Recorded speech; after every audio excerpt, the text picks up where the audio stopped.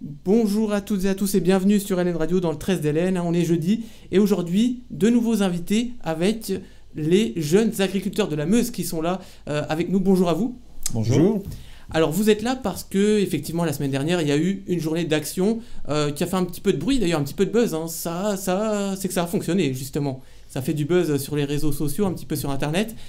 Cette journée d'action, ça avait pour objectif de transporter les caddies de différents grands groupes de magasins, d'enseignes sur Verdun et Bar-le-Duc également, et de les amener à des lieux stratégiques pour que ça soit voyant auprès du public. Ouais, c'était ça, c'était tout à fait le but. De toute façon, effectivement, quand on fait des actions comme ça, l'idée c'est que ça soit vu et qu'il y ait un impact. Alors l'impact il est bon ou mauvais en fonction des personnes, chacun nous suit ou ne nous suit pas d'ailleurs, mais voilà, au moins ça fait parler. Alors justement, pourquoi est-ce que vous en êtes arrivé là? Qu'est-ce qu'il y a eu pour que vous organisiez cette action?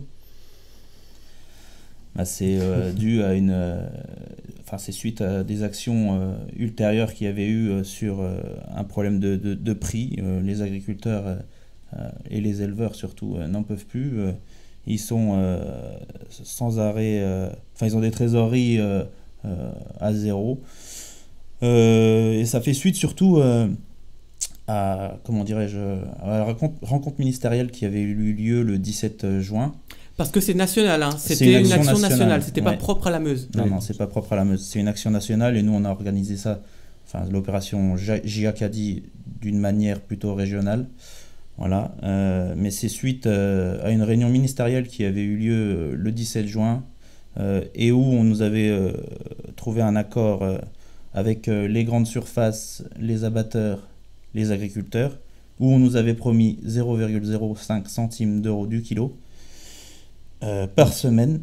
Or là, on en est plutôt à 0,01 centime d'euros par semaine. Voilà. Ah oui, donc vous perdez 4 centimes. Voilà. C'est par rapport à l'accord. Aujourd'hui, on devrait être à 20 centimes du kilo, puisque ça fait déjà 4 semaines que le contrat avait été signé, on va dire, en quelque sorte. Or là, on en est à, du coup, plutôt 4 centimes que 20 centimes. Voilà. Alors, la différence, on sait où elle est encore. Elle est soit chez les GMS, soit chez les grandes surfaces. Grandes surfaces. C'est les grandes surfaces. Ou chez les abatteurs. Alors, ils se renvoient sans arrêt la balle. Un coup, c'est les abatteurs, un coup, c'est les GMS. Quand on demande aux GMS où est les centimes manquants, ils nous disent que c'est les abatteurs. Et ainsi de suite. Mais comment expliquer ça? Pourquoi l'État, justement, n'intervient pas plus fermement, j'ai envie de dire? Parce que voilà, il y a de l'argent qui se perd, on ne sait pas où. Enfin, si on sait où il se perd. Mais pourquoi est-ce qu'il n'y a pas plus de règles? La règle, on va dire qu'il n'y en a pas. Parce qu'au départ, c'était quand même pour vous protéger, vous, jeunes agriculteurs. C'est du protectionnisme, mais qui a été mal conçu. Mal géré. Mal adapté, ou aussi adapté pour eux, pas pour les agriculteurs. Il y a la loi de la libre concurrence et puis la loi du marché, entre guillemets, où logiquement, aujourd'hui, en France, on n'a pas le droit d'intervenir sur le prix ou même sur les cours. Sinon, c'est la DGCCRF, qui n'a plus ce nom-là actuellement, mais c'est la concurrence qui vient taper sur ces accords-là. Donc aujourd'hui, c'est vrai qu'on est assez démunis au niveau de la loi pour au moins un accord d'augmentation de ce prix-là. Alors, on est démunis de tous les niveaux parce que tout ce qui est interpro, dès lors qu'il y a des accords aujourd'hui, on nous casse tout. D'un côté, vous avez des grands groupes de grandes surfaces avec les centrales d'achat qui, eux, ont le droit de se racheter, qui, eux, ont le droit de se mettre ensemble pour pouvoir acheter toujours au moins cher et pour pouvoir tirer les prix à la baisse. Et d'un autre côté, nous, agriculteurs, on n'a pas la possibilité de se grouper pour faire le poids face aux grandes surfaces.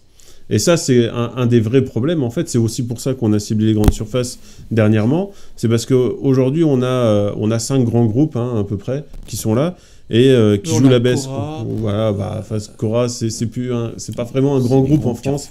C'est les groupes Carrefour, Leclerc, Auchan, donc qui sont et puis Super U, Système U. Voilà, et puis Cora, c'est un petit peu différent parce que Cora est présent principalement dans l'est de la France. Et n'a pas un rayonnement national comme peut l'avoir Leclerc, Carrefour et autres. Et si vous voulez, aujourd'hui, ces grandes surfaces-là se font une guerre un petit peu fratricide. Concurrentielle. Très, très concurrentielle. Leur but, c'est d'acheter le moins cher pour revendre le moins cher et pour essayer de couler le voisin. Et dans cette action-là, clairement, le plus grand perdant, c'est le producteur qui fournit, donc le transformateur et indirectement le producteur, qui doit toujours revoir ses marges à la baisse ou ses prix à la baisse pour pouvoir être commercialisé. Donc voilà aujourd'hui ce qu'on dénonce. Ça, malheureusement, on ne peut pas y faire grand-chose. Alors, on a vu dernièrement Leclerc, il y a une semaine, qui s'est fait un petit peu alpaguer par rapport à ces contrats, où il doit y avoir des remises en fin d'année, des choses comme ça, enfin des choses qui ne sont pas logiques. Et entre guillemets, un prix, c'est un prix. Mais voilà, comme quoi, c'est quand même pas des enfants de cœur. Leclerc, c'est 63 millions d'euros d'amende, quoi. Donc, 63 millions d'amende. Voilà. Donc comme quoi ça a été condamné, ça a été prouvé. Voilà, c'est pas. Mais bon, ça traîne, hein, ça fait depuis 2010. Oui, ils ont été condamnés en 2012, là ils ont fait appel, donc on est en 2014, ils vont aller en cassation, donc ça va peut-être mettre encore 2-3 ans. On est en 2015 d'ailleurs, ça va peut-être mettre encore 2-3 ans. Et voilà, c'est des choses qui prennent beaucoup de temps, et on sait bien que c'est avéré, et tant qu'ils ne sont pas condamnés, ils ne changent pas leur pratique. Alors, on l'a vu, bon là c'est spécialement pour la viande, pour ce contrat-là, mais on en a parlé aux antennes. Effectivement, c'est pas la première fois qu'il y a eu des choses de ce type. Il y a eu également les marges par rapport au lait, on en a parlé aux antennes vers 2009, 2010. Où ça en est par rapport au lait aussi? C'est toujours pareil à l'heure actuelle? Le lait, c'est bouillant en ce moment, on va dire. Non, clairement, voilà, on est à peu près sur la même problématique. Alors c'est un peu plus complexe dans le lait, parce qu'on est, si vous voulez, dans la viande, on est sur un marché un petit peu plus franco-français, donc où les abatteurs, ils achètent français, ils revendent français. Principalement. Il y a assez peu d'export, c'est ce qu'on regrette surtout, c'est que l'ouverture des marchés export n'est pas là pour aller dégager le volume qu'on a en France, parce qu'on sait bien que le consommateur français a tendance à consommer de moins en moins de viande. Donc voilà, ça c'est un problème par rapport à la viande, mais pour le lait, on a un problème qui est beaucoup plus international, on est sur un marché mondial qui varie, c'est un petit peu comme les céréales, qui varie en fonction de ce qui se passe en Nouvelle-Zélande. En fonction du cours. Voilà. Là en ce moment, il y a une grosse production de lait en Europe suite à la fin des quotas. Et cette grosse production de lait-là, elle a du mal à être absorbée par la consommation, et indirectement, on a le prix qui chute. Maintenant, il y a eu des accords de passé avec les grandes surfaces en tout début d'année pour demander à ce que le lait soit sur une moyenne de 340 € les 1000 litres sur l'année 2015. Aujourd'hui, on a alors là, on repart du côté des transformateurs. On a des transformateurs qui ne jouent pas le jeu, type principalement Bongrain, Lactalis, ces personnes-là, qui sont en train de dire nous, il faut qu'on récupère 10 € parce que l'année dernière, on n'a pas gagné assez. Donc on a des accords, et indirectement en plus de ça, les grandes surfaces disent s'il n'y a pas 340 € de payer aux agriculteurs, on va renégocier notre accord de 340 €. Voilà, c'est du jeu constamment. C'est un peu un cercle vicieux. Et c'est toujours un cercle vicieux, et c'est toujours les agriculteurs qui sont pris en otage et qui sont perdants à la fin, quoi. Donc quelles sont les possibilités justement pour les jeunes agriculteurs de se manifester contre ça? Parce qu'on l'a vu, voilà, aujourd'hui, vous en êtes arrivé là. Est-ce qu'il y a d'autres solutions pour arriver à rétablir l'ordre? Déjà, il faut savoir quand même que ça fait... on n'en est pas arrivé là du jour au lendemain. Hein. C'est quand même une succession de négociations, de réunions. Au niveau national, au niveau national, ça fait déjà 6 mois. Le ministère de l'Agriculture. Ouais, ça fait déjà 6 mois que c'est dans les cordes, et que JA participe à ces réunions. Et voilà, on en est arrivé à faire des actions contre les abatteurs. On a pensé à un moment avoir gain de cause, et on en est revenu tout au début, et les agriculteurs, ils en peuvent plus, et du coup on a été obligé de repartir en action, quoi. Et s'il faudra, on repartira en action tant qu'on n'aura pas gain de cause, quoi. Parce que ce qu'il faut savoir, ce que n'a pas précisé Johan, c'est que par rapport à l'accord effectivement du 17 juin, c'est ça, hein, donc les 0,5 centimes, donc effectivement, il y a quelques hausses qui sont passées sur certains types de bovins. Déjà, normalement, c'était sur l'ensemble des types, et donc ça, c'est pas le cas. Et en plus de ça, donc pourquoi on a ciblé les grandes surfaces dernièrement? Parce que les grandes surfaces sont un peu malins, c'est-à-dire qu'ils ont dit on est d'accord pour faire passer la hausse, sauf que ils ont fait passer la hausse sur leur commande. Et ils ont divisé leur commande par 4, je sais à peu près, voilà, c'est ça. Ils ont divisé leur commande par 4 aux abatteurs français, et ils vont chercher aujourd'hui de la viande dans les pays étrangers, pour pas augmenter, justement, pour pas payer cette hausse-là. et ils vont chercher en Allemagne où la viande est un peu moins chère que chez nous actuellement. Donc tout ça, c'est une histoire d'argent, en fait, de concurrence. Tout ça, c'est une histoire de concurrence, d'argent, Ouais, et puis de pouvoir continuer à donner des dividendes super importants aux actionnaires de chez Leclerc, voilà, de ces groupes-là.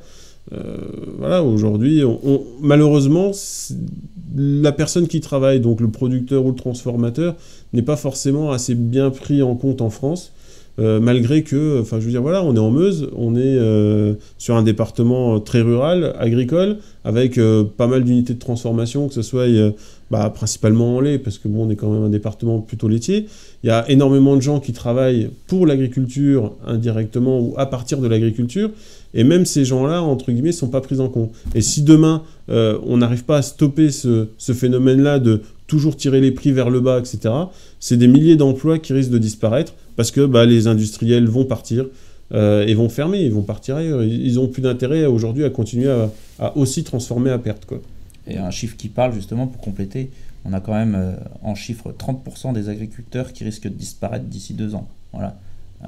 Donc on peut aussi... Dû à ce cumul de problématiques, et on peut aussi en conclure que ça sera 30% aussi des agro-industriels qui vont disparaître aussi, quoi. Parce que du temps justement justement des lois européennes sur et puis aussi la surconsommation, on va pas se le cacher, l'Europe veut toujours produire plus, et c'est vrai que au début des années 2000, même jusqu'à 2010, beaucoup d'agriculteurs ont dû mettre la clé sous la porte parce que il fallait assouvir justement les besoins de l'Europe. Alors on est plus dans une agriculture un peu plus qualitative quand même par chez nous. La France, on est sur une agriculture qualitative, et l'une des plus qualitatives du monde d'ailleurs, et plus respectueuse de l'environnement. Voilà. Comparé aux autres. De toute façon, c'est vrai que par rapport à ce qu'on dit, l'Europe veut produire. Alors c'est quelque chose qu'on a du mal à ressentir réellement aujourd'hui par rapport à la politique européenne, ou du moins en France, ça ne se ressent pas comme ça. On a... le discours ambiant n'est pas de dire « faut produire, faut produire, faut produire ». On est passé sur... il y a eu X réformes de la PAC au fur et à mesure des années. La politique agricole commune, voilà. Au tout début, c'était pour dire, faut produire, faut arriver au moins à être autonome en alimentation au niveau européen. Ça, c'est pour son pays, puis même au niveau européen. C'était vraiment l'idée de départ de la PAC. L'idée aussi, c'était de dire qu'il faut donner une subvention aux agriculteurs pour que ça permette aux consommateurs de payer un peu moins cher son alimentation, parce que c'est quand même ça l'idée de départ. Les subventions ne viennent pas de rien, elles viennent du fait que s'il n'y avait pas de subvention, je pense que le coût alimentaire serait multiplié par 2 ou par 3. Aux consommateurs aujourd'hui, et voilà, aujourd'hui ça coûte 10 € par mois et par habitant en France, ce qui correspond quand même pas grand chose. Si on multiplie ce chiffre là par 2 ou par 3, je pense que le panier de la ménagère coûterait beaucoup plus cher. Donc voilà. Et ces 10 € là sont répercutés, c'est bénéfique, c'est pas c'est rentable. C'est bénéfique aujourd'hui. Il faut savoir qu'en Meuse, le principal le revenu se fait à partir des subventions. C'est-à-dire que seules les subventions font le revenu, et encore, c'est pas la totalité des subventions, parce qu'on l'a vu encore dernièrement, le revenu moyen des agriculteurs est autour de 18 ou 20 000 € à peu près à l'année, donc sans compter un petit peu l'ensemble des charges sociales, etc., puis les impôts qu'il faut encore payer dessus. Mais je veux dire, voilà, on en est quand même là, et les subventions, on est un peu plus que ça, quoi. Donc ça veut dire que demain, on nous retire les subventions, il n'y a même plus de revenus au niveau des agriculteurs, quoi. Ah ouais, là, on fonctionne quasiment qu'avec les mêmes... On ne fonctionne pas qu'avec ça, parce heureusement, il y a la production qui est vendue, mais la production n'est pas vendue assez cher par rapport aux charges. Alors justement, on en parlait là, il y a quelques minutes. Là, vous avez réalisé cette intervention un petit peu pour créer de l'impact. Le but, c'était de faire du buzz et de faire prendre conscience peut-être aussi un peu à tout le monde que c'est alarmant. Est-ce que c'est vraiment alarmant aujourd'hui? Est-ce qu'il faut vraiment faire quelque chose là dans les prochains mois ou dans les prochaines années? Oui, il faudra forcément faire quelque chose. De toute façon, ça ne tiendra pas. Après, en termes d'action, pour l'instant, tout le monde le sait, on est un peu en moisson. on a un peu moins de temps, mais on sait d'ores et déjà qu'une fois la moisson terminée, les actions, si ça n'a pas changé, ça va être obligatoire. Tous les jours, là, il va y avoir des exploitants qui vont être obligés d'arrêter. Ils sont en cessation et ça sera terminé pour eux. Voilà. Et on est obligé de leur trouver une solution à ces gens-là. On ne peut pas les laisser sur le carreau. Voilà. Alors après, voilà, c'est aussi pour ça qu'on avait mis quelques messages auprès du ministre. Voilà, il faut qu'il se bouge un peu et aussi qu'il arrête son double jeu porte-parole du gouvernement et ministre de l'Agriculture. Nous, on en a besoin à plein temps. Il y a un boulot énorme. Voilà, il ne peut pas être sur les deux tableaux en même temps. Bah, disons qu'il peut, mais faut qu'il fasse vraiment ministre de l'Agriculture et qu'il ne soit pas plus porte-parole du gouvernement que ministre de l'Agriculture. C'est quand même principalement ça, on le voit bien. À chaque fois qu'il est invité à une émission pour parler, voilà, ça dure 30 secondes la question sur l'agriculture, et puis le reste de l'interview, c'est pour ce qui se passe au gouvernement. Donc aujourd'hui, il y a des enjeux qui sont stratégiques au niveau de l'agriculture en France. Surtout pour un pays comme la France, comme on l'a rappelé. Pour un pays, pour la France. Il faut savoir aussi que l'agriculture, c'est quand même super important. Il faut monter un peu plus loin. On a vu des émeutes de la faim en 2009, 2010. Aujourd'hui, les guerres se font aussi en fonction de l'alimentation des gens. Et il faut savoir que le blé est aussi le blé au sens large, c'est-à-dire que tout ce qui est production agricole est aussi un calmant, entre guillemets, ou un achat de paix dans les pays, parce qu'en général, quand les gens arrivent à se nourrir, les gens vivent mieux et ont moins tendance à faire des guerres. Et c'est une vraie réalité, et aujourd'hui, c'est pas assez pris en compte, du moins, c'est pas assez partagé avec le grand public. On pense que, beaucoup, puisqu'on a suivi un petit peu les commentaires suite à l'action, beaucoup disent, qu'est-ce qu'ils ont à se plaindre, les paysans là, ils roulent avec des gros tracteurs, ils ont des grosses fermes, il y en a qui nous disent qu'ils sont capables d'acheter des terrains très chers, enfin voilà, on a toutes ces choses-là, et on le conçoit. Maintenant, est-ce qu'un agriculteur, aujourd'hui, doit s'interdire d'investir, alors que tout le monde investit à côté de chez eux? Une grande surface, c'est quoi? C'est tous les 4-5 ans, ils refont la grande surface à neuf, pratiquement. Vous le voyez, encore dernièrement, ils ont changé toute la devanture, ils refont les rayons, etc. Alors eux, ils ont le droit d'investir, ils ont le droit de faire quelque chose, et puis nous, en plus, et nous, on n'aurait pas le droit. Nous, en sachant que c'est investir dans un outil de travail et qui appartient à la banque. Voilà, c'est investir dans un outil de travail, et c'est l'agriculteur qui travaille avec. Je veux dire, c'est un peu obligé d'investir. On est un peu obligé, bien sûr. Et en plus de ça, quand on voit, on est quand même en Meuse, donc c'est de la polyculture élevage, donc avec quand même un gros... il y a quand même pas mal de céréales. On voit les moissons, c'est quand même pas si évident que ça. On peut pas se permettre d'être en panne tous les 15 jours, ou d'être en panne 3 jours par semaine. Enfin, c'est quand même des choses qui doivent se faire assez rapidement. Et donc voilà aussi pourquoi on investit, parce qu'on rentre une année de travail en 15 jours de temps, ou 3 semaines de temps. Et ces 3 semaines de temps-là peuvent coûter très cher si on se loupe. Donc faut qu'on comprenne tout ça, quoi. Alors effectivement, il y a des tracteurs qui coûtent plus cher que d'autres, mais voilà, ça ne sert pas à rien. C'est aussi pour le confort. Si à un moment donné, un agriculteur peut éviter de se péter le dos, parce que l'époque où c'était des McCormick ou des Someka ou des choses comme ça, où tout le monde revenait avec le dos de cassé en deux, c'est quand même un petit peu terminé. Chacun a le droit à son confort, il ne faut pas en avoir peur, ni voilà, être gêné par rapport à ça.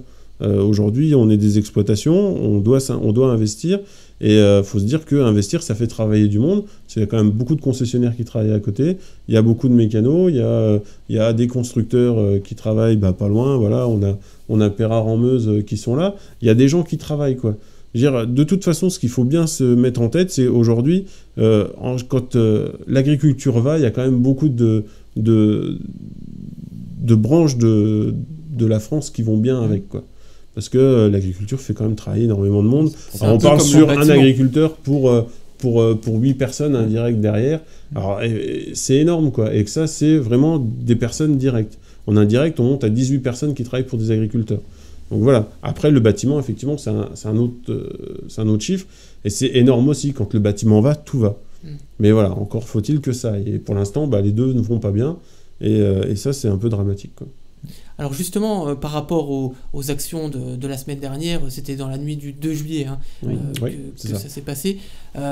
Beaucoup de gens sur les réseaux sociaux, enfin beaucoup, il y a eu des commentaires qui ont dit oui, mais ça va obliger les femmes de ménage des magasins à nettoyer, etc.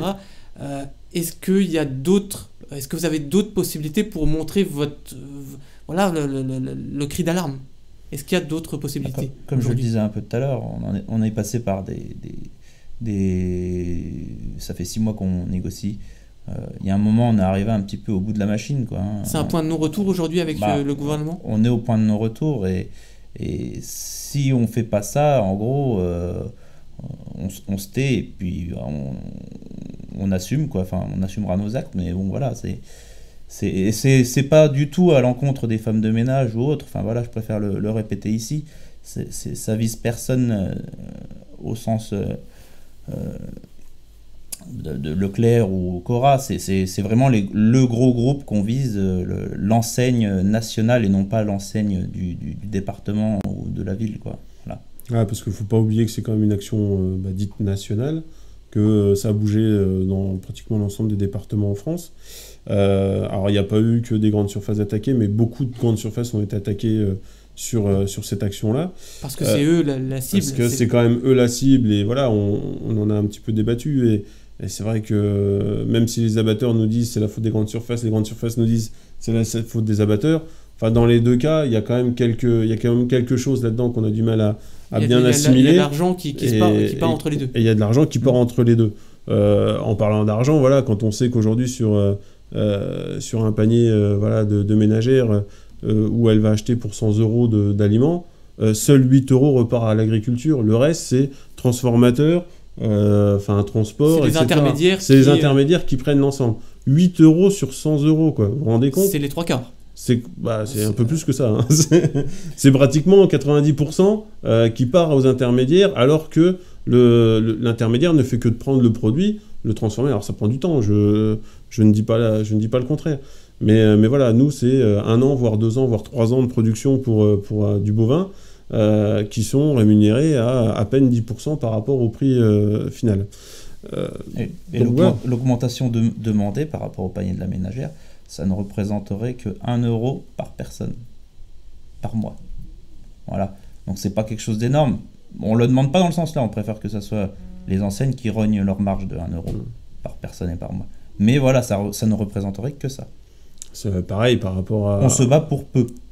On se bat pour peu et on se bat pour plus de choses un petit peu égalitaires. Enfin, voilà, comme on a vu récemment, là, ils font encore des promos sur la viande, voilà, dans une grande surface, Cora pour pas le citer.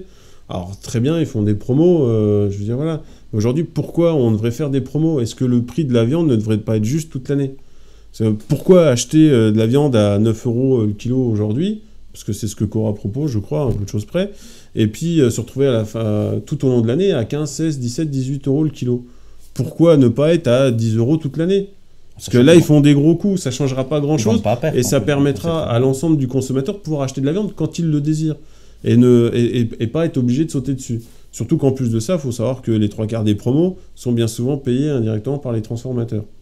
Parce que c'est vrai que de plus en plus, on entend les particuliers, voilà, quand ils vont dans les magasins, c'est de plus en plus cher la viande, alors que justement, vous gagnez de moins en moins. Voilà. Donc, c'est quand même qu'il y a un malaise quelque part.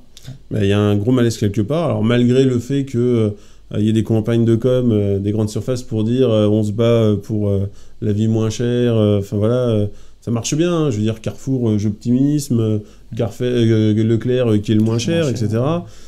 Très bien, sauf que est-ce que le consommateur a vu son caddie diminuer dernièrement ? J'en suis pas persuadé. De toute façon, toutes les études qui le montrent bien que le prix des aliments n'ont pas baissé. Et au pire, ça stagne, au mieux, ça augmente. C'est à peu près ça le cas. Est-ce que justement la viande ne va pas devenir un produit de luxe ? Il y en a qui essayent de le faire devenir un produit de luxe, et c'est aussi pour ça qu'on travaille à faire des choses un petit peu différentes. Alors bon, aujourd'hui les négociations, on est sur vraiment des démarrages, mais je veux dire, avec l'abattoir de Verdun, on a une petite volonté d'arriver à servir le consommateur à un prix correct et le producteur à un prix correct, en faisant une petite filière supplémentaire qui serait un peu un petit peu test en ce moment voilà, au niveau du département de la Meuse. Donc alors, on a vu notamment avec Bar-le-Duc le burger meusien.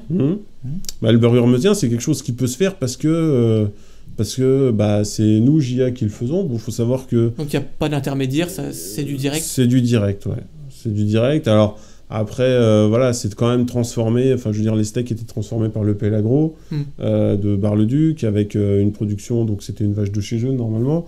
On a été chercher les produits... voilà, en direct, bah, par exemple, la salade, c'était chez Benoît Marchand, les oignons aussi, à Saulé-Champlon. Enfin, voilà, le pain, c'était chez Truckenwald, c'était du pain bio. Fromage, c'était du brie de chez Dongé. Donc voilà, on a été chercher les produits un petit peu qu'on avait chez nous, on s'est adapté. Bon, là, en dessert, on avait mis des cerises cette fois-ci parce que bah, forcément, les pommes, c'est un peu plus compliqué au mois de juin. Donc, on travaille aussi avec les saisons et je pense que c'est ce qu'il faut qu'on apprenne à faire avec le consommateur, c'est de manger en fonction des saisons et puis de bien manger. Parce que je veux dire, voilà, aujourd'hui, on nous dit que le consommateur, sa première consommation, c'est le steak haché parce que bah, ça va vite à faire cuire, parce que bah, c'est aussi un des produits les moins chers. Sauf que le steak haché, enfin moi, quand je vois les prix vendus du steak haché, c'est quand même pas donné. Bien souvent. On peut faire mieux que ça. On peut manger de tout aujourd'hui. Parce que qui n'est pas content de manger un bœuf bourguignon ou des choses comme ça? C'est pas beaucoup plus long à faire qu'un steak haché. Ça prend un peu... Enfin, en temps de préparation. Par contre, en cuisson, c'est plus long. Mais voilà, aujourd'hui, il faut aussi qu'on réexplique aux consommateurs... Des consommations... Des consommations, des produits. Et sur une vache, il n'y a pas que des arrières, entre guillemets, il y a aussi des avants. Il y a aussi de la viande un peu moins noble et on doit être capable de tout consommer. Et je veux dire, il faut qu'on arrête cette envie de consommer toujours la même chose, alors soit des côtes, soit des machins.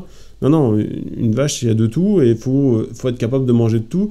Et c'est le plaisir aussi de manger de la viande, de pouvoir dire, bah voilà, bah hier j'ai mangé bah, voilà, du bourguignon, j'ai mangé un rôti, j'ai mangé un roast beef, enfin voilà. On change les morceaux et on change d'alimentation et ça sera beaucoup plus plaisant que de manger que du steak haché toute l'année, quoi. Toute l'année, ouais. Donc voilà. Mais et voilà, c'est aussi ce qu'on défend, c'est que les consommateurs aillent voir aussi les producteurs en disant, bah écoutez, si vous avez de la viande, n'hésitez pas. Enfin voilà, moi je suis prêt à en acheter. Et vous verrez, ça vous coûtera beaucoup moins cher que d'aller l'acheter au Cora. On va peut-être juste investir dans un congélateur. Mais enfin, je dis Cora, ça peut être Leclerc ou autre. Hein.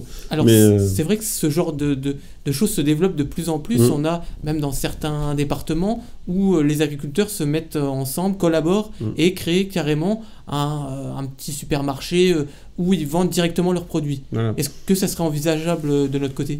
Alors, chez nous, c'est compliqué parce qu'on n'a pas assez de personnes qui transforment ou qui travaillent avec des produits un petit peu différents. Donc, mis à part de la viande, mis à part du lait, on peut proposer des confitures. On a beaucoup de petits producteurs qui font ça. On a du pain, on a des sirops, on a tout ça, mais on n'arrivera pas à avoir de tout. Ou du moins pas à un prix correct. Donc, il faut quand même en être conscient. Ce qui peut sauver une filière comme la viande aujourd'hui, c'est le fait de consommer de tout. C'est ce que je disais, pas que du steak haché, etc. Si quelqu'un achète un quart ou un huitième de bête, bah déjà il n'y aura pas de perte. Parce qu'un des problèmes des grandes surfaces aussi, c'est de gérer cette perte-là. Parce qu'aujourd'hui, c'est ce qu'on ne veut surtout pas faire. C'est d'arriver et que la personne choisisse son steak haché. Et qu'est-ce qu'on fait des restes des morceaux? C'est aussi pour ça que je dis qu'il faut dire aux consommateurs qu'il faut qu'ils apprennent à cuisiner et à faire des autres choses. Parce que tout n'est pas super long, hein, je veux dire, voilà. Je sais bien qu'on est dans une société où on a de moins en moins de temps, mais il faut quand même y penser. Alors, après, voilà, faire un magasin, pourquoi pas. Nous, aujourd'hui, ce qui se développe sur la Meuse, c'est les drives fermiers. Beaucoup, où on commande en direct chez le producteur, donc ils disent ce qu'il a à vendre, et voilà, donc il commande en direct. Il y a des donc, dans dépôts. Ce cas-là, l'agriculteur a un statut d'auto-entrepreneur?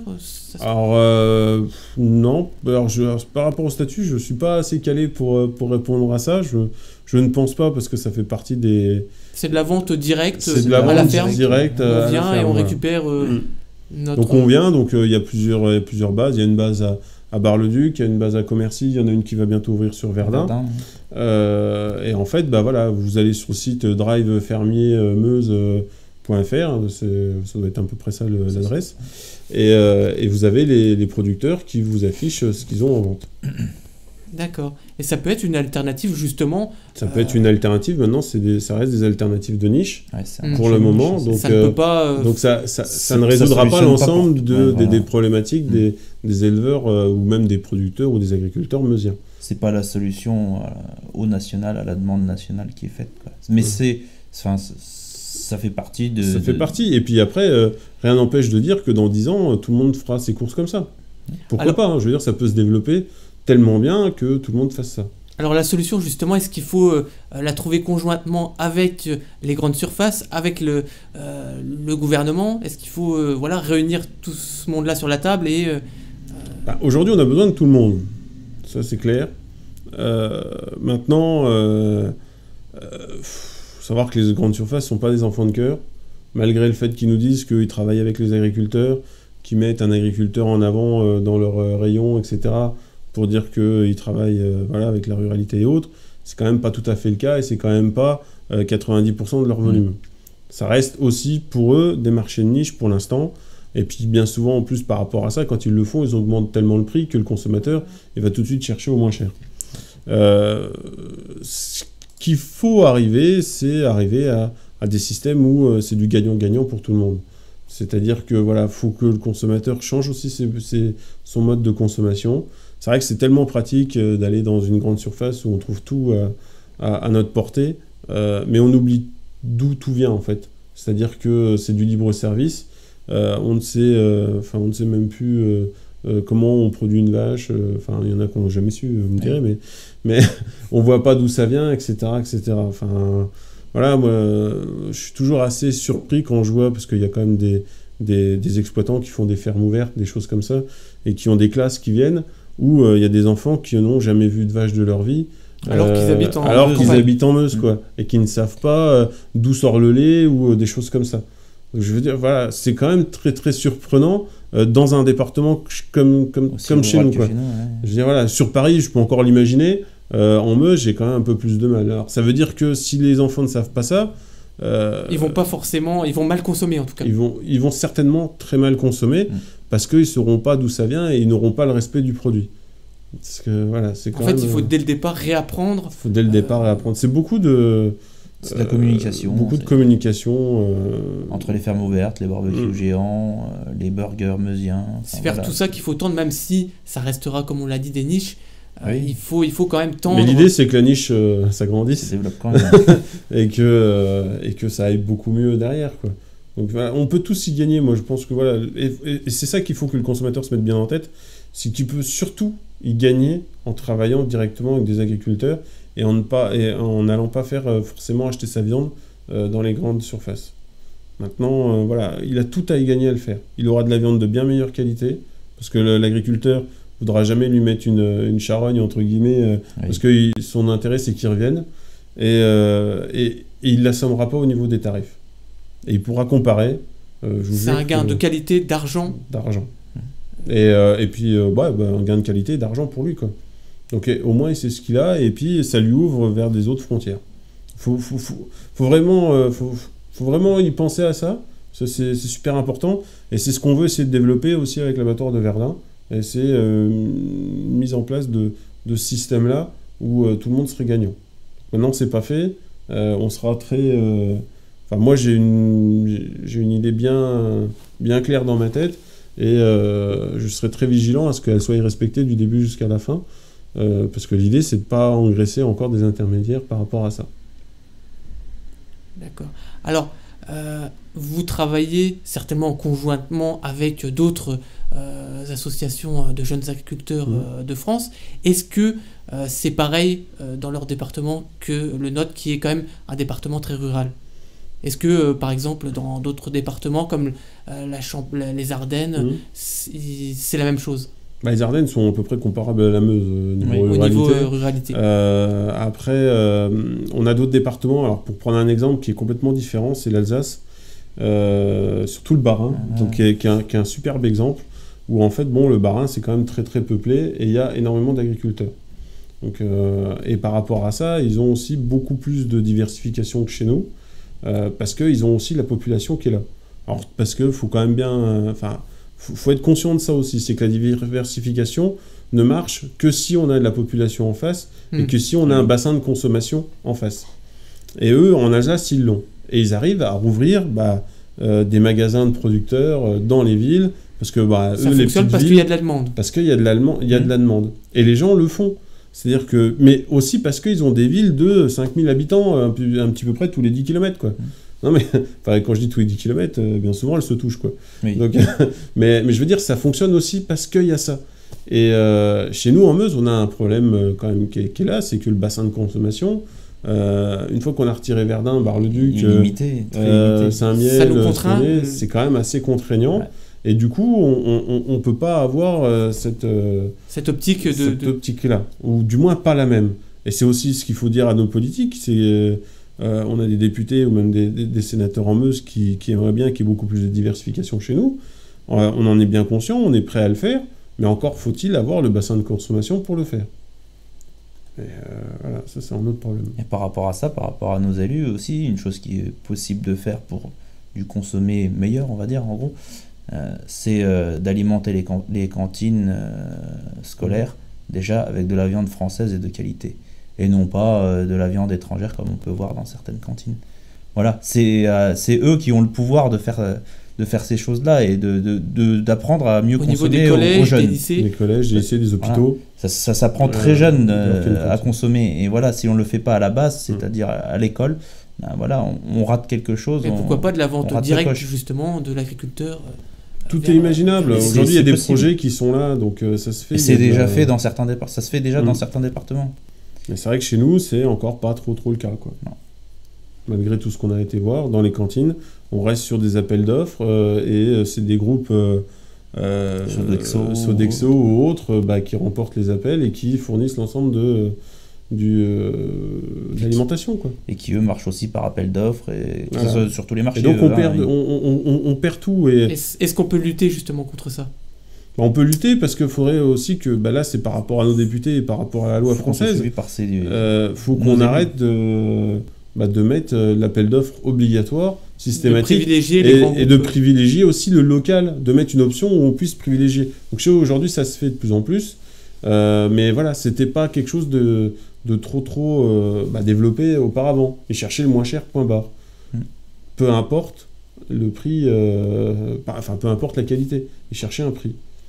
Et c'était un débat aussi que moi je me souviens où j'avais eu avec anciennement le conseil général, où on parlait des cantines scolaires, maintenant c'est le conseil d'EP, mais je veux dire, voilà, la personne m'avait dit, on lui avait déjà posé la question d'augmenter, de mettre la viande française ou même meusienne dans les cantines. Il disait, on a quand même un problème parce qu'ils ont à peu près 50% des cantines qui ne sont pas payées. Donc ça veut dire que y a quand même, c'est quand même énorme, hein. C'est-à-dire que 50% des jeunes qui vont manger en cantine aujourd'hui ne payent pas. Et donc par rapport à ça, il dit oui, mais on est déjà pas cher. Et il dit et en plus de ça, il faut qu'on avale les gens qui ne payent pas. Donc il y a une responsabilité à tous les étages. Et aujourd'hui, on parle financement surtout et non pas qualité. Et ça change un tout petit peu, mais c'est vrai qu'ils ont du mal à parler qualité locale, etc. Alors nous, on nous demande en tant que paysans de produire toujours plus propre, on a de plus en plus de normes sur nos exploitations. On est l'agriculture au monde la plus respectueuse de l'environnement, malgré ce que tout le consommateur français pense, parce qu'ils ont une crainte. Chaque fois qu'ils nous voient sortir un pulvé, ils pensent que ça y est, on va tuer tout le monde et on est des meurtriers sur roue. C'est pas le cas. Je veux dire, aujourd'hui, faut le savoir, faut le marteler. L'agriculture française est la plus respectueuse de l'environnement. C'est un allié pour les problèmes environnementaux qu'on a aujourd'hui. Il n'y aurait pas d'agriculture en France, les problèmes environnementaux seraient bien pires que ce qu'ils ne sont aujourd'hui.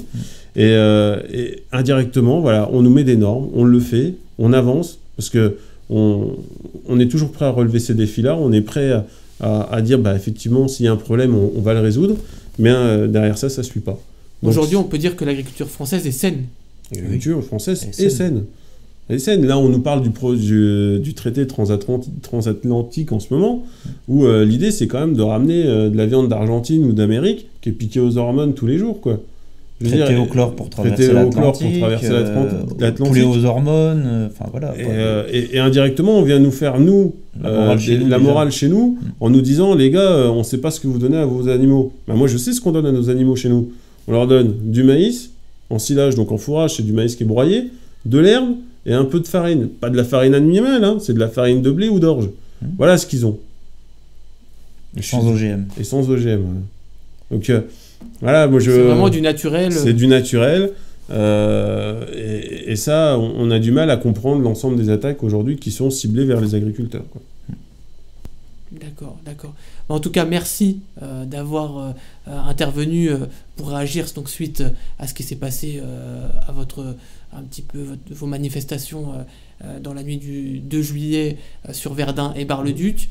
On espère en tous les cas que ça va se dénouer, hein, même si voilà, c'est vrai que c'est difficile hein, de se faire montrer quand voilà, c'est des grands groupes, c'est les politiques qui gèrent. On est des petits maillons dans la chaîne. Et c'est bien ce qu'il faut qu'on comprenne, c'est que si eux arrivent à se regrouper, bah nous on est quand même que des paysans indirectement sur notre commune et sur notre exploitation. On essaye de faire notre travail et aujourd'hui on est même obligé de vendre par nous-mêmes pour arriver à s'en sortir. Et voilà, aujourd'hui, ce serait quand même bien que ça change et qu'on arrive à faire notre métier de producteur convenablement sans être obligé d'aller manifester, parce que ça n'a pas fait plaisir aux personnes des supermarchés d'aller récupérer leur caddie, ça n'a pas fait plaisir aux personnes de nettoyer la peinture qui a été mise dessus, on le comprend. Nous, ça nous a pas fait plaisir de passer de minuit à peu près, enfin de 11h30 à 3h30 du matin, 4h du matin, à faire ça. Et si on le fait, c'est parce qu'il y a vraiment une détresse et qu'à un moment donné, il faut prendre aussi le monde agricole. C'est un cri d'alarme, c'est pas... C'est quand même c'est plus qu'un cri d'alarme, hein, c'est vraiment parce que le cri d'alarme, ça fait longtemps qu'on l'a lancé. Voilà, on est quand même sur une réelle problématique et on a des jeunes qui souhaitent s'installer, qui veulent être agriculteurs demain et qui aujourd'hui se demandent s'ils vont vraiment l'être parce qu'ils ne voient plus de débouchés par rapport à l'agriculture et ils voient vraiment voilà, l'avenir plutôt sombre. Donc c'est même plus un cri d'alarme. Là, on est vraiment sur une grosse problématique et voilà, on voulait pas casser, on voulait pas dégrader. Alors il y a eu certes de la peinture, je pense que voilà, vu le temps qu'ils ont mis pour la retirer, ils n'ont pas dû mettre trop de temps, donc il n'a pas dû coller des masses. On s'en excuse si on a pu choquer, mais voilà, on n'est plus sur un cri d'alarme, on est vraiment sur une grosse problématique. Il faut absolument que ça change parce que dès lors qu'on sortira, les jeunes sont de plus en plus tendus et les jeunes sont prêts à faire beaucoup plus fort que ce que ça n'a été. Donc voilà, ça c'est une mise en garde, c'est qu'aujourd'hui on a vraiment du mal à tenir les jeunes et ils sont prêts à aller très très très loin. Surtout qu'ils voient qu'aujourd'hui, plus ça va, limite plus tu casses et plus tu te fais voir et mieux ça marche. Ouais. Et justement, votre but, c'est pas ce but-là, c'est justement justement notre but, c'est de se faire d'éviter ça, comprendre bien sûr. De manière... que ça se règle le plus rapidement possible pour éviter ça, quoi. Tout simplement. Voilà, après, si les adhérents ils sont là, malgré la moisson, malgré le travail, c'est bien qu'il y a un grand cri de détresse et que, voilà, et s'ils sont pas écoutés, ils seront capables de revenir. Hein. Tout simplement. Parce que quand ça va bien, en général, on peut faire une action pendant la moisson, il n'y a personne. Donc, là, c'est bien que les jeunes se sentent concernés, et voilà. Et tout en sachant quand même que, malgré ça, en travaillant, certains agriculteurs touchent quand même le RSA, quoi, hein. En faisant 90 heures par semaine, ils touchent quand même le RSA. Voilà. Je pense que c'est assez démotivateur comme perspective, mais c'est pour ça que les jeunes et les agriculteurs sont présents sur les sites pour manifester leur colère, quoi. Ouais, donc quand on entend des choses comme les agriculteurs sont riches, etc., il faut... Mais il y a de tout, hein. Il y a aussi des agriculteurs qui n'ont pas à se plaindre. C'est comme dans toutes les... C'est comme dans toutes les professions. Il ne faut pas généraliser. Je dis voilà. Et après, voilà, tout le monde met en accusation les céréaliers ou autres en disant ils gagnent leur vie. C'est pareil, faut pas ils ont gagné leur vie une année. Parce qu'en 2013, ça doit être ça, ils ont fait 70 000 euros de revenus. Il faut moyenniser après, les années. Ils ont fait 40. Et là, il faut faire le calcul. Là, ils sont à 18. Voilà, vous voyez, comme quoi, ils gagnent leur vie une année. Et après, après c'est pas ça. C'est pour ça aussi que nous, dans le conseil, parce qu'on est des syndicats, on dit aux gens de ne pas flamber, de faire attention. qu'il faut aussi garder de l'argent parce que les trésoreries sont très tendues. Si... Et d'une année à l'autre, ça peut varier fortement. Faut lisser son revenu. Faut le lisser aujourd'hui. Et c'est ça le plus dur et le plus difficile à faire comprendre aux gens. C'est qu'il faut arriver à le lisser. Et même s'il y a des agriculteurs qui n'ont certes pas à se plaindre, je ne suis pas persuadé qu'en ce moment, ils n'aient pas des problèmes de trésorerie, ils n'aient pas des encours énormes dans les banques et que derrière ça... voilà, enfin, je veux dire, tout le monde est, enfin, c'est compliqué pour tout le monde aujourd'hui. Tout le monde est touché. Toute l'agriculture est touchée en France. L'agriculture est touchée. Et pour un petit chiffre encore, il y a quand même, enfin, pour les éleveurs, ça représente quand même 12 000 euros par an. Donc, c'est-à-dire, allez, un peu moins de 1 000 euros quand on retire les charges et autres, hein, de moyenne. Le revenu moyen des éleveurs est quand même autour des 1 000 euros, quoi. Ça représente quand même pas énorme pour vivre. Tout en travaillant, hein. Faut le rappeler encore une fois, tout en travaillant. En travaillant quand même pratiquement sans vacances voilà. durant l'année. Voilà. Donc si on fait le ratio au nombre d'heures, bon, je pense qu'on est loin du SMIC. Mais c'est vrai que bon, quand on travaille, quand on se met dans l'agriculture, c'est une passion avant tout. C'est une passion. C'est une passion, mais il faut quand même en vivre. Il faut quand même en vivre. Il faut arriver à en vivre. Surtout ça. Et c'est aujourd'hui la problématique. C'est ce qui pousse les jeunes à continuer à s'installer en agriculture et à y rester.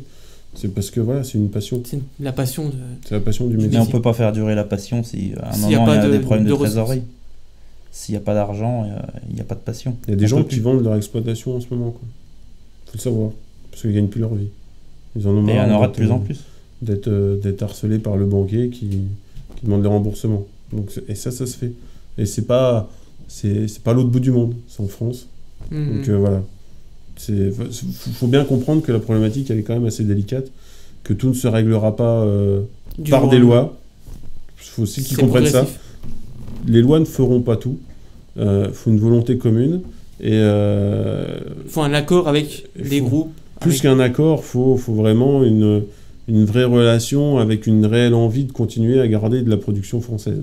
Aujourd'hui, on a plutôt l'impression que l'envie c'est d'aller chercher au moins cher. Et la production française ne pourra jamais être moins chère du fait que on a des charges qui sont quand même beaucoup plus importantes et des que contraintes les autres. Et des contraintes beaucoup plus importantes. Voilà, hein, on est quand même en Europe. Quand la France dit on veut laver plus blanc que blanc, c'est quand même la réalité. Les normes environnementales sont là, sont beaucoup plus importantes chez nous, que ce soit pour créer un élevage, que ce soit pour à peu près tout. Hein, je veux dire, regardez le temps de monter un élevage. Alors aujourd'hui, plus personne ne veut d'élevage porcin en France. Sauf que on est obligé d'importer 70% de la consommation de porc parce qu'on n'en produit pas assez. Est-ce que c'est normal? Demain, vous voulez monter un élevage de porc, vous mettez 5 ans et vous n'y arrivez toujours pas parce que vous avez tous les collectifs à côté de chez vous qui veulent surtout pas d'élevage à côté de chez eux. Mais par contre, manger des saucisses, des merguez, des chipots, des barbecues, etc., ou des côtes de porc, tout le monde adore ça. Voilà, ça c'est un autre problème. Mais aujourd'hui, on n'a pas de solution parce que on n'arrive pas à avancer. Il faut arriver, il faut discuter et prouver que ça peut continuer. Prouver que ça peut continuer, qu'un élevage porcin aujourd'hui ne pue plus autant que ce qu'il n'a pué. Il y a aussi des normes par rapport olfactives dans ce sens-là pour que ça soit moins dérangeant. Effectivement, le lisier de porc, ça sent, oui, mais à un moment donné, si tu veux manger du porc, faut aussi accepter les contraintes. Alors tout le monde préférerait que ça soit pas près de chez lui, mais voilà, c'est quand même la réalité. Et le poulet de chair, c'est pareil, c'est pas beaucoup mieux, mais par contre, on le laisse beaucoup plus facilement. C'est bizarre, hein, parce qu'il y a quand même beaucoup plus de bâtiments de poulet de chair qui se montent en ce moment par rapport à chez nous, et le porc, on n'y arrive pas. Alors, vous allez me dire, le porc, en ce moment, ça paye pas, les producteurs sont en crise, qui va aller monter ça? Oui, certes, mais l'idée, c'est que si demain, on arrivait à faire quelque chose de bien au niveau du tarif, faut pas empêcher les jeunes de vouloir construire, de vouloir aller de l'avant et de vouloir créer de la valeur dans leur département. Et aujourd'hui, on s'étonne. Il n'y a rien qui se crée, il n'y a rien qui se fait. Et après, on nous dit, oui, vous ne transformez pas assez. Mais si demain, on a les outils qui sont là, on a la production qui est là, les outils viendront derrière. Bon. On va essayer de terminer sur une note positive avec justement le burger meusien. Donc c'est à Bar-le-Duc, alors il y a des créneaux? C'était à Bar-le-Duc, donc c'était sur une journée, donc les créneaux, parce que c'est nous qui le faisons, hein, c'est plus une action de com pour dire, voilà, manger meusien, on est capable de faire des choses sympas. On a fait les barbecues géants. Il y en a eu un d'ailleurs à Verdun. Il y en a eu un à Verdun, oui. Bon, de toute façon, il y en a à peu près 2 par an. Hein. On en fait un sur Verdun, sur Bar-le-Duc. Là, le burger meusien, il revient. Il sera là lors de Verdun Expo. D'accord, le samedi soir. Sur la foire, le samedi soir, et certainement le dimanche aussi, puisqu'on est en train de prévoir des quantités assez importantes. Voilà, l'idée, c'est de montrer au grand public que manger meusien, c'est possible. Et que voilà, le burger, c'est le truc un peu à la mode, c'est le truc un peu cool du moment. Mais voilà, ça n'empêche pas que... il y a d'autres... Il y a d'autres choses à faire avec la viande et d'autres moyens de la consommer, quoi. Alors il y a également le drive fermier, où on peut accéder avec le site dont on parlait tout à l'heure. C'est sur Drive Fermier 55, où on peut accéder donc au drive des différentes à Verdun, Saint-Dizier, ou également Bar-le-Duc. Donc voilà, avec les dates également disponibles. Avec les dates, et puis il y a la possibilité de tout commander dessus, quoi. Voilà, et puis également, vous avez un site internet, alors des jeunes agriculteurs, si on veut... nous, on a plus un Facebook, en fait. C'est vrai qu'on n'a pas de site internet. Le Facebook des jeunes agriculteurs de mais, Meuse. voilà, on a une page Facebook, Jeunes agriculteurs de la Meuse, ou de Meuse, je ne sais plus, mais... Enfin voilà, donc qui est là. Meuse, voilà. Donc on invite tout le monde à aimer notre page. Et où puis à nous laisser nos commentaires, donc, parce qu'il y a effectivement... voilà, dernièrement, on a mis l'article qui expliquait aussi pourquoi... on a fait cette action-là, voilà, qui est là. Donc, on essaye d'être assez interactif. Alors, on répond forcément pas à tout le monde, pas à tous les commentaires, mais il faut savoir qu'on les lit, c'est déjà pas mal. Et puis, on sait aussi prendre les accusations pour nous. Et quand on fait quelque chose de pas bien, on le comprend et puis on n'est pas fou. On n'est pas des sauvages, hein, on n'est pas là pour tout casser. Mais il faut aussi que les gens comprennent que ce qu'on fait, c'est pas pour rien. C'est pas pour et rien. Il y a réellement des choses derrière. Il y a une inquiétude derrière. Et c'est plus qu'une inquiétude, c'est vraiment plus qu'une inquiétude. D'accord. Et en tout cas, on relayera vos actualités, si vous en avez par rapport au drive, etc. On relayera sur notre page également LN Radio. Et merci en tout cas d'être intervenu suite à ce mouvement de la semaine dernière. Et puis donc on suivra vos actualités. Et on le rappelle, donc on peut également vous suivre donc, sur la page Facebook et via le site Drive Fermier 55 si on veut manger bien et pas cher. Ne pas hésiter. Voilà. Merci beaucoup en tout cas d'être intervenu sur LN Radio et à très bientôt. Pas de souci, on est toujours là.